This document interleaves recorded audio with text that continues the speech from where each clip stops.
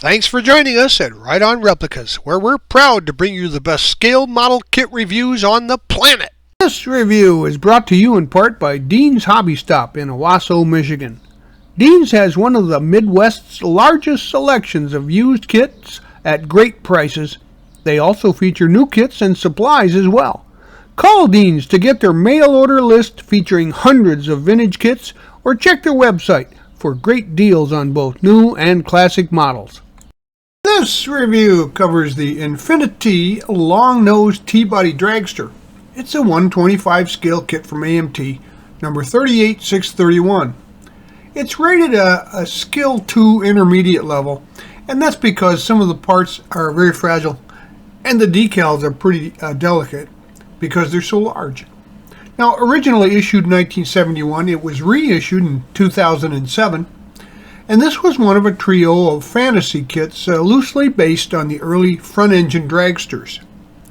And they're fun to build, and they make a nice display when you're done. The kit contains about 70 parts. It's molded in white, chrome, and clear. It's got one metal axle and soft vinyl bigs and littles for the tires. Now, the Stingery and the Bugaboo were the other kits issued at the same time, and they use the same chassis and running gear, more or less, so these parts will be found in other kits. And you can still find these out-of-production kits online auctions and cyber sellers, and we've included the instructions at the end. When you're done, the dimensions are about 9 inches long, 3.5 inches wide, and 3.25 inches high. Oh, hey, I hear Newt back there tapping on the divider. He's our program director, and sounds like he's got something to say here. Come on in, Newt. What is it? It's an interesting model, but why does it have such a long body?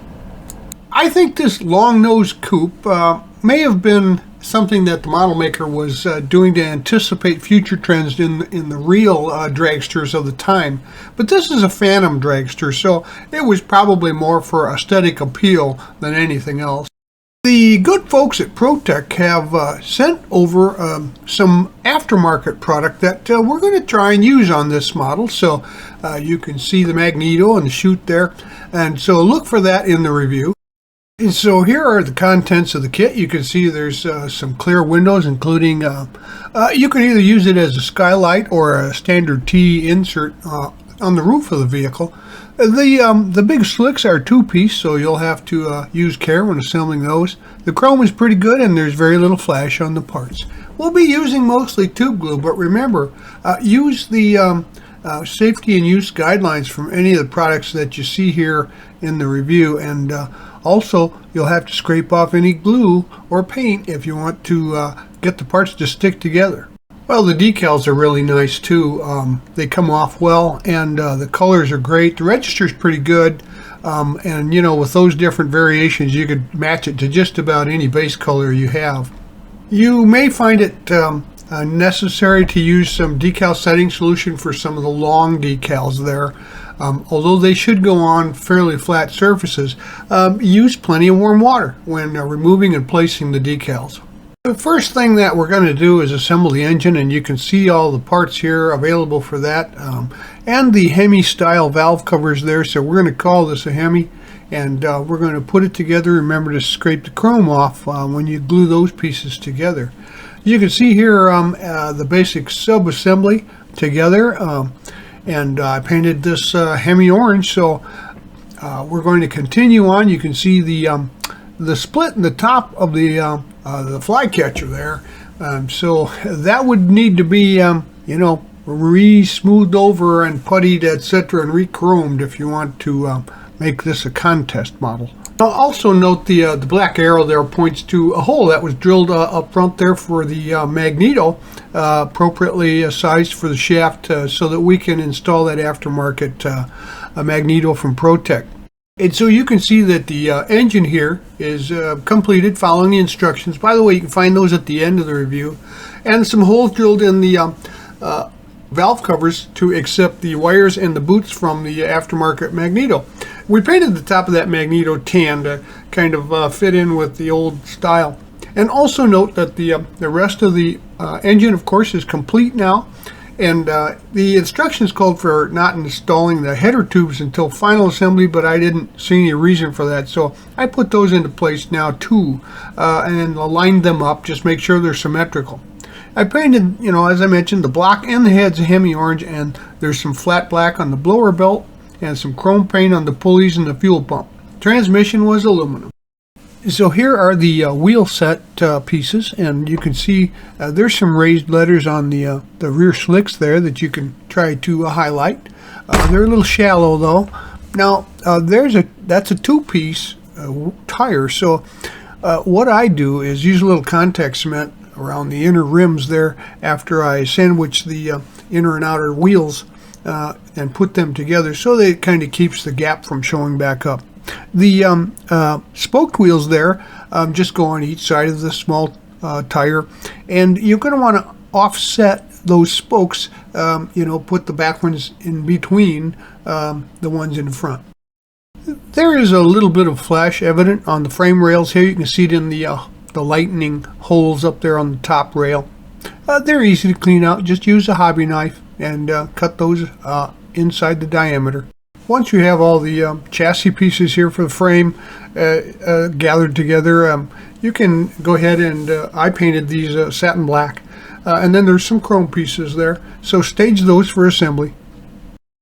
Scrape the chrome and the paint and go ahead and assemble your frame here. Now you remember you need to keep everything symmetrical and square, so use some slow setting glue so that you can make adjustments as it's starting to dry and set, to make sure that it is.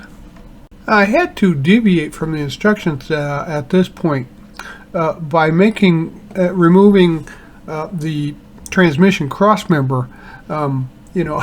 So that the engine has to go in at an angle from underneath, and the cross member won't allow that. So after we get the engine back in, we'll be able to reassemble the cross member. So in this step, we're going to continue and complete the chassis. Here all the parts are plated except for the floor, which was painted aluminum. And here's the completed chassis. Those chrome radius arms in the front end there and the aluminum pan sure make for an outstanding looking frame.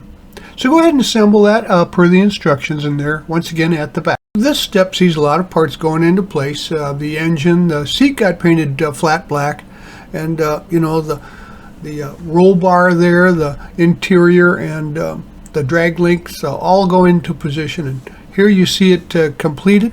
Once again, if you have a question about where placement is, go ahead and look at the instructions at the end of the review. Gather up the parts for the body and get those ready for paint. With a little test fitting, I found that it was better to install the engine after the body is put into place. And I painted the body with a 50-50 mixture of One-Shot brand red 104 and the metallic gold 109. I painted the inside of the body and the roof insert flat black, and also shown are the grille and the ornament, the tail light and the horn. I painted the opening in the grille with some black wash, and then I painted the horn and the tail light brass color. The lens on the theta light needs to be painted a dark red, and the bulb on the horn is flat black. Here's the aftermarket drag chute from ProTech. The one that's in the kit isn't even mentioned in the instructions, but it's not as detailed. So we're going to use this aftermarket part, and it's got some nice detailing on it. The straps look realistic. So we put that into place at the back of the vehicle. Well, there you have it. Your model is complete, and as you can see here, the roof is open, which allows entrance for the driver, and it rests on a couple of hinges there with some long hold downs in front. And we're going to, of course, show you, here's the rest of the pieces. The horn there with the on the side. The other pieces go together on the outside of the car. The tail light, grill ornament, the grill and ornament there go into place. And as you can see, it turns out to be a really unusual looking vehicle with all that show chrome on it and the special touches. It makes for a real nice display on your shelf. So if I were you, I'd buy one and put it on my shelf too. Well, we hope you like this step-by-step premium model kit review, and so that you don't miss any more, please subscribe to our YouTube channel by clicking on the icon in the lower right of any of our reviews, and you can find us on Facebook or our website, rightonreplicas.com. Thanks!